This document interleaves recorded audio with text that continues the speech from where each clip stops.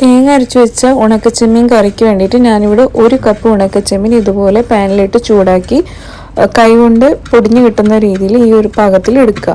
എന്നിട്ട് ഇതുപോലെ തലയും വാലും പൊടിയുന്ന രീതിയിൽ ചതച്ചെടുക്കാം നമുക്ക്. ഇനി നമുക്ക് ചൂടായ കറിച്ചട്ടിയിലേക്ക് മുരിങ്ങാക്കോല് കുറച്ചിടാം.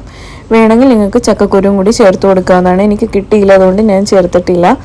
ചക്കക്കുരു നിങ്ങളുടെ കയ്യിലുണ്ടെങ്കിൽ ഈ ഒരു സമയത്ത് നമുക്ക് ചക്കക്കുരു ചെറിയ കഷ്ണങ്ങളായിട്ട് ചേർത്ത് കൊടുക്കാവുന്നതാണ്. ചക്കക്കുരുവിന് വേവ് കൂടുതലായതുകൊണ്ടാണ്.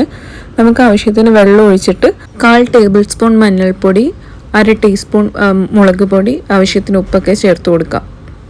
ഇനി നമുക്ക് ഈ മുരിങ്ങാക്കോലൊക്കെ ഒന്ന് വെന്ത് കിട്ടണ വരെ നമുക്കൊന്ന് തിളപ്പിച്ചെടുക്കാം. തുറന്നിട്ട് തന്നെ തിളപ്പിക്കാം. ഇനി ഞാനൊരു 1/2 മുറി തേങ്ങ ഇതിന് വേണ്ടിയിട്ട് എടുക്കുന്നുണ്ട്. ഒരു 1/2 മുറി തേങ്ങ കുറച്ച് വെള്ളത്തിൽ നമുക്ക് നല്ലപോലെ ഒന്ന് അരച്ചെടുക്കണം.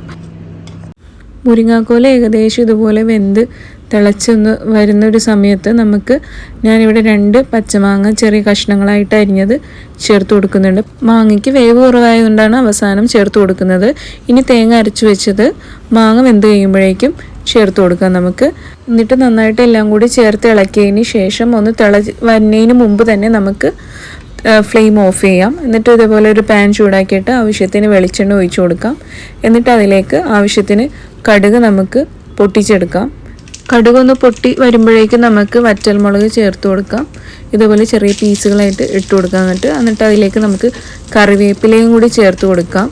ആവശ്യത്തിന് കറിവേപ്പില ഇടാം. എന്നിട്ട് ആവശ്യത്തിന് ഉള്ളിയും കൂടി അരിഞ്ഞത് ചേർത്ത് കൊടുത്തിട്ട് നന്നായിട്ടൊന്ന് മൊരിയിച്ചെടുക്കണം. ഒരു ലൈറ്റ് ബ്രൗൺ ഷെയ്ഡൊക്കെ ആകുമ്പോഴേക്കും നമുക്ക് ആ മൊരിഞ്ഞ ഉള്ളി ഇതിലേക്ക് ചേർത്ത് കൊടുക്കാം, നമ്മുടെ കറിയിലേക്ക്.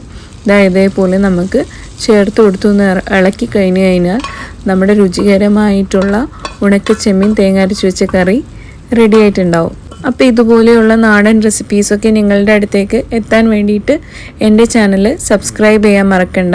അപ്പോൾ നമുക്ക് അടുത്ത വീഡിയോയിൽ കാണാം.